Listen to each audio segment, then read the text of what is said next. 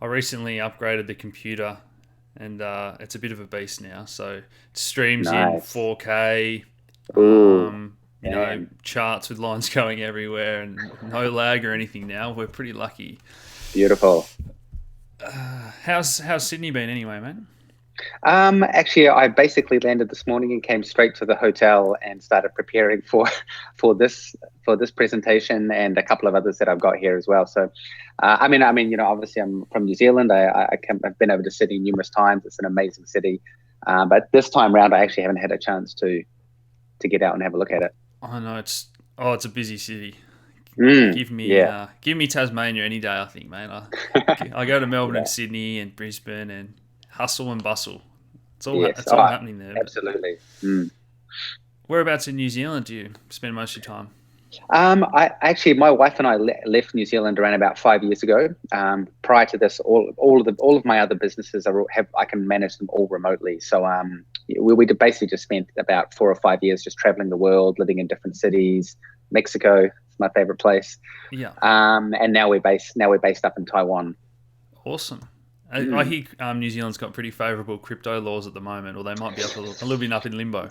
Yeah, they are in limbo. Yeah, I tried to cash out a Bitcoin the other day, and they were just like, "No, they won't be. They won't be. The banks won't let you put it down." So Australia is actually far more relaxed at the moment than New Zealand. Oh wow. Mm, Oh, well, I'm actually mm. talking to Crypto Lark tomorrow, Oh yeah, cool. so Okay, I'll have to ask him about that. yeah, that'd be interesting. Awesome. Well, we've got a few tuning in, guys. If this is all coming through loud and clear, smash that like button and say g'day. Hey, Tate. Mega Spear Gun. He's always here early. And we welcome Dan from Ecomi. I'll give you a proper introduction in a second, mate.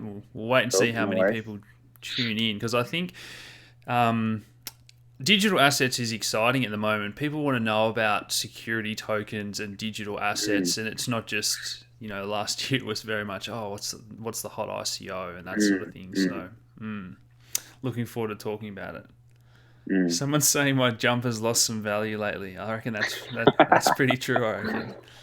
It's just some value. Yeah.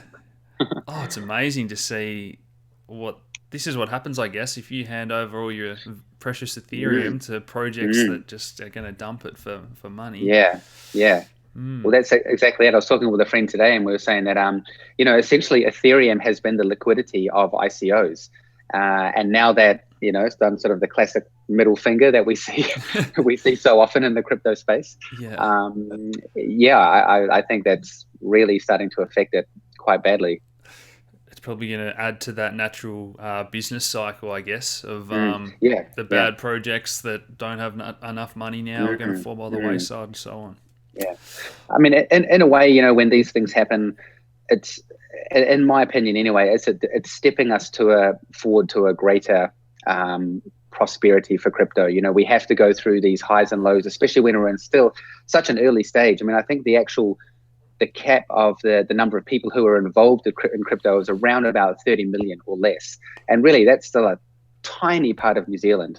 Sorry, not New Zealand, the world. Yeah, New Zealand. Mm, Yeah, I think we saw those active wallets stats the other day, and there was only, mm, I think it was 40 coins or 20 coins that had over a few hundred users, which is just mm, insane. But yeah, yeah. we'll jump into it now, mate. We've got a few watching. So, welcome, Dan, one of the co founders of Ecomi. How are you today? Very well, thanks. I'm up here in Sydney, your fine country. Yeah, and I'll just bring up the app and the wallet for people to have a look at. But you guys are getting into the world of digital assets. I'll just scroll down a little Mm, bit. I got my secure wallet in the post today, so I really appreciate you guys sending me one of those, and I'll do a no detailed worries. tutorial for anyone at home. Because I was amazed. It's actually, the thickness of a credit card, but you have a little charger that you plug it into. Mm. And what's the battery life on it around about? So the battery life is around about 40 transactions. So you can send off the card around about 40 times. So, if you do that once a day or if you do it twice a day, you've got, 20 odd days worth of use. And then the charge itself is very, very quick. It's 1 hour charge up to 80% and then 4 hours to full charge. That's awesome. It's very Mm, cool when you think of how mm, thick a hardware wallet is. You guys have got them yeah. digital display and all Mm, that. I really like mm, it. So, how did this all come about, mate? What was your background and what's the story behind Ecomi? mm. Yeah, sure. Well, I mean, I've basically been in business myself. I guess call me an entrepreneur since around about 20 years old. I kind of came straight out of college and just set up my own business and tried and failed and tried and failed, and then got better and better at it as I went. So I've done numerous different things, from UI to software development to media, digital marketing, etc. But then it was about 2016. A friend was just telling me, it's like, Dan, you'd really like this whole Bitcoin thing. And he's like, you should really get some. And I was asking him how much they were, and he was like, "Oh, they're $800." And I was like, "Oh, wow, that's a bit expensive." Yeah. Only if we knew Yes. back in the day. And then from there, yeah, I really just started buying Bitcoin, and then with some friends, got right into the day trading. And that was very intense. Up all night, up all day, checking the trades, refreshing the blockfolio. But it was very good. It was through that 2017 period where I think if anybody brought crypto at the beginning of that year, then you don't really have to be a rocket scientist to make some really good money out of it. And what we also did was we actually helped a lot of smaller altcoins in terms of their marketing and their branding, and we would help them. We would buy an investment, and then we would really help them establish their message and get a nice brand out there, redo their website, their documentation. This is for altcoins that we found that we thought had good tech. So we kind of did that for a while, and then my friend David, who is the CEO of Ecomi, who I've actually known for about 21 years, he rang me up one day talking about the wallet, and then it kind of all sort of took off from there. Really, we started with the wallet and realized that there are a whole bunch of other applications that we could do around the wallet. And yeah, David himself has been in the collectible space also for 20 odd years. So it was just a natural merging of these sort of crypto assets and David's experience in the collectible space, and that sort of brought us to where we are today. Yeah, so people sort of ask, oh, why hasn't this new coin, why wasn't EOS on the ledger straight away, or Cardano? And you guys are now branching out into even more, into all the digital collectibles. So Mm, what's that sort of focus? And as you mm, said, you're filling that gap because it hasn't been done well yet. It's still all sort of being mm, built out. So on that one card and downloading the app and pairing that with your phone and your home computer, you'll be able to mhm. store everything all on that one card under the one private keys and so on. That is the goal, 100%. So right now, there's obviously been a lot of time and effort and gone into the current technology, and we can only do so much, which is why we have the currencies that we're supporting on there now. But now that the product is done, ready, completely ready to go, we're not talking about R&D. This product is actually ready. So we are one of the only sort of crowd sale that do have a real MVP. And part of our strategy with the product is to actually continuously add new coins. I mean, even for me myself, I really want the top 30 coins on there. That's what I still hold and that's what I trade. And I'm sure I'm reflective of everybody else there. So that is 100% our plan. And we also plan to work with many of these other big communities who need wallets. Like, for example, there are coins like Monero, which doesn't really have too much in the way of wallet support, but these guys have a very big audience. So we will be planning on bringing out around 2 to 3 new currencies per month, and then that will grow over time. But the most exciting thing that we do have coming out in the next sort of 1 to 2 months is the ability to manually add any ERC20 token. So that will dramatically increase the amount that people can store on their secure wallets. That's awesome.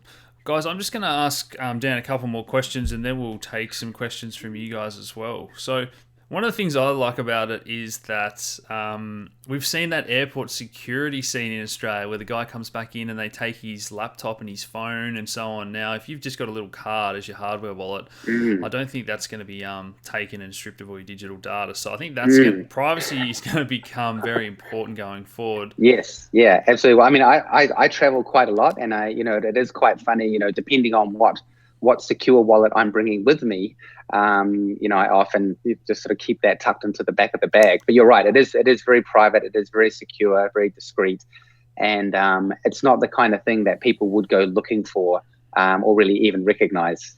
That is until they watch this video, of course. Yeah, I might have to scratch off the Ecomi label or put a bit of tape over it or something. But very, very concealed for a hardware wallet. The digital collectibles market. Now, on your website, I love it. It says, the guy behind Pokemon's on the team. But then in the fine print, it says that he was behind Donkey Kong and Mario Brothers. So that got me pretty excited as a Nintendo kid growing up, mate. So talk about how that's changed from the old baseball cards now to, people paying fortunes for a crypto kitty and so on. Well, it's actually very, very interesting. Dave has told me a lot about the collectible industry because he's obviously been in it for so long. In fact, he was he was the first person to buy Pokemon off Alfred Kahn after Alfred brought it out of Japan, repackaged it as Pokemon. So those guys also go way back. They've got a long history. But one of the things that you do realize about collecting and collectibles is that it is really part of human nature. Even from, way back in the caveman days, people would collect feathers or stones. And then, as we get more into the modern times, people started to collect stamps and coins. And that's moved into comics. And to be honest, a plethora of items are collected nowadays. And what this basically says is that the collectibles market is a very, very fluid, very dynamic, and very diverse industry. It's not railroaded into any one box, and it just paints a very, very promising picture for the digital space, which really is the next evolution for this entire collectible market. Yeah, and I think some people still don't realize that Bitcoin solved that problem of digital scarcity and not being able to copy. There was versions of digital money in the past, but how do you stop someone from copying code? And now we finally have this solution through. You guys are building on top of Ethereum. I guess we should talk about that as well. Correct. Yep. So we're using a slightly modified version of the ERC-721. And I mean, there's not really too much more on the technical side. We're not reinventing the wheel on that. What we are doing is producing a user-friendly facing front end. That's the biggest ethos we have in the company, is that our product is for crypto people, but it is more so for the mass market. And the collectible industry is $200 billion worldwide. Our portion of that sits at around about $25 billion.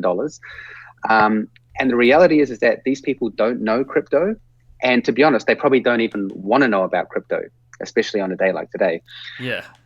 So it's very, very important for us that all of that stuff happens behind the scenes. And that really is where the main focus of our applications are.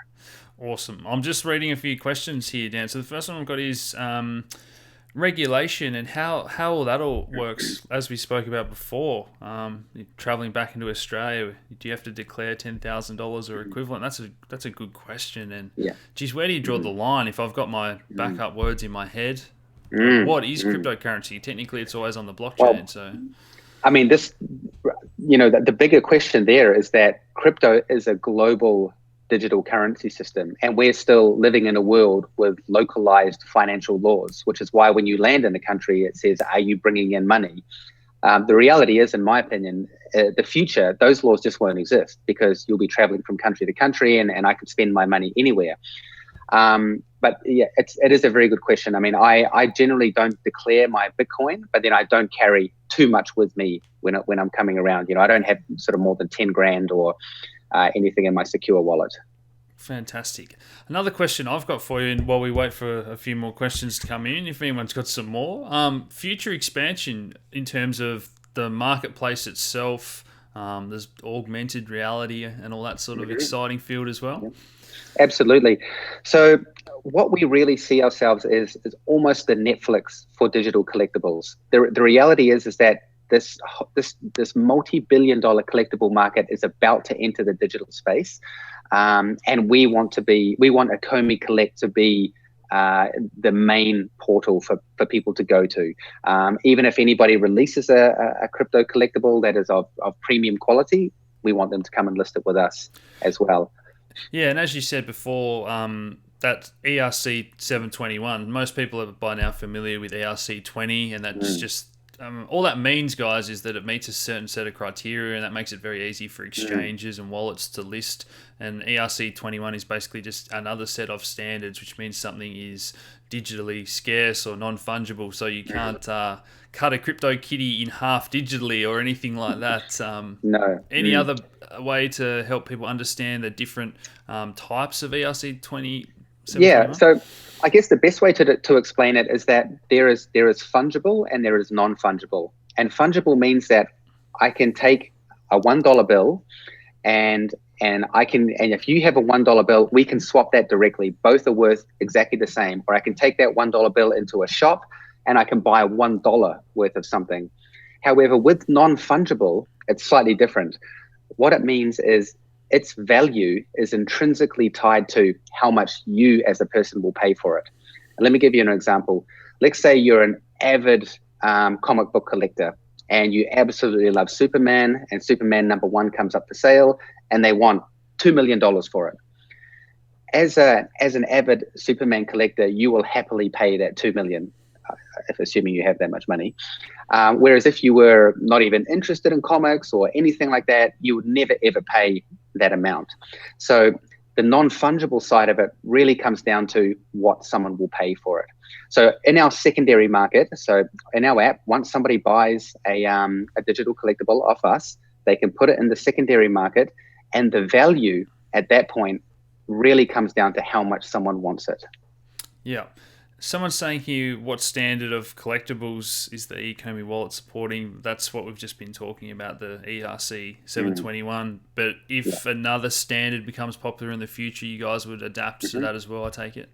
We wouldn't actually adapt to it. We've actually built the Ecomi platform in a way that we can support multiple um, token standards, because that is the reality. A lot of people are going to go with 721, but there are other great platforms out there like Engine, and those and other standards like that. So in order for us to be a Netflix or to have the wider range of products, we've made sure that from the foundation up that we will be able to support many different token standards. That's probably an episode in itself, because standards weren't Yeah. really a big thing up until this year, 2018, really. Mm, And now mm, we've probably seen half a dozen proposed lately that we only really had ERC 20 last year. absolutely. I think we're going through a phase now where, similar to the ICOs and the protocols last year, where there was just an explosion of so many different protocols.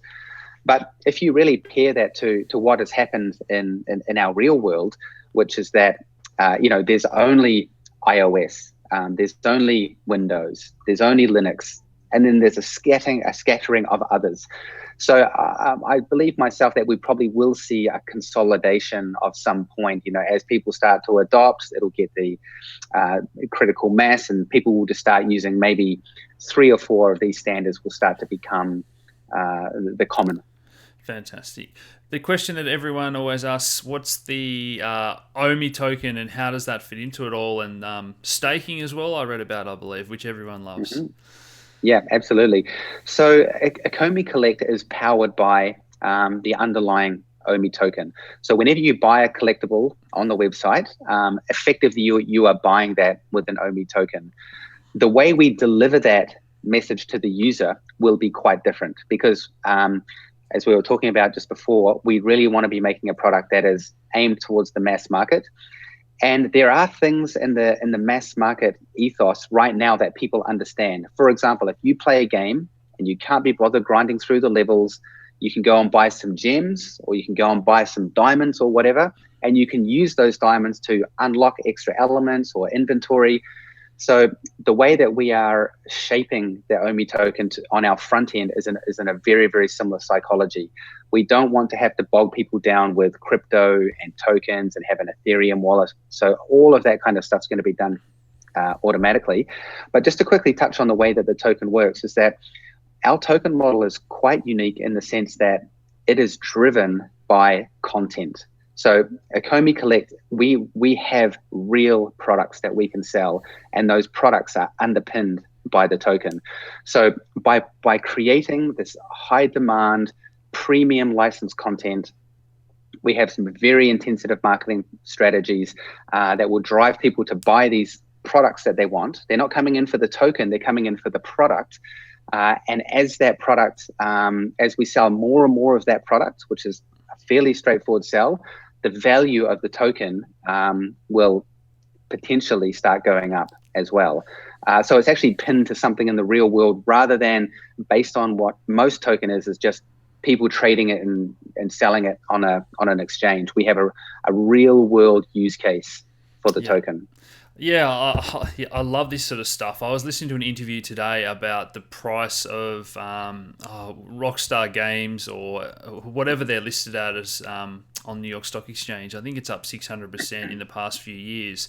And online gaming and the skins we see with things like Wax Token and Fortnite and being able to use the same item in two different games in the future, and all these developers that love this digital world, I think it's such a huge sort of industry now. Yeah. Oh, it's massive, yeah. And I'm glad you touched on that as well, because while we are focused in the collectible area, that gaming side is also very, very big.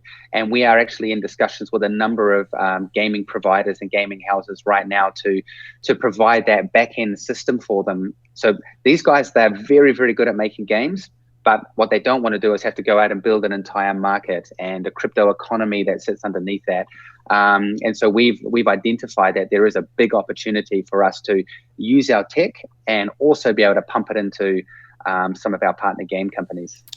And fundraising at the moment is pretty tough when Ethereum price is going down, and for ICOs in general. I think if you take out Telegram and maybe EOS, it's really down over 50% from all of last year. What stage are you guys at? So right now, I mean, I think everybody's feeling this in the market, but that aside, we've really been focusing on the private sale investors. That's where most of the money is coming from, especially at this particular time. And the beauty about our product, like I've mentioned, is that we do have real products. We already have the secure wallet. We have the Ecomi Collect, which has a real tangible product that people can start to sell. So we are having some good success and good follow up with our private sale investors. The crowd sale, I still have hope in the crypto community out there, but I guess we'll see how it goes. Awesome. Any final thoughts you want to share with us today, Dan? I've loved the chat. I think people are going to love this one, particularly on the podcast when we're talking about all the different collectibles. I think the other thing is that's about it, really. I mean, we've covered the collect, we've covered the secure wallet. To show you guys, here's the charger. So you just drop it in there. Very, very easy. Yeah. This is what it comes in a nice box like this, completely sealed with your security sticker on there. Yeah. And then the third product we've got is the Ecomi One, which is the fiat and cryptocurrency spending card. That's another product that we've actually made progress in leaps and bounds. I think that was scheduled to come out Q1 or Q2, but at this stage, it's looking likely that it might even come out a little bit earlier than that. Fantastic! So people can spend fiat and crypto on a card. On a card that's even more special than this one. Awesome. So, I'll do demos of one of those as well, guys. So yeah. Thanks so much for joining us today, mate. Good luck with it all, and I really hope we talk again in the future. Thanks a lot. Appreciate the time. Cheers, guys.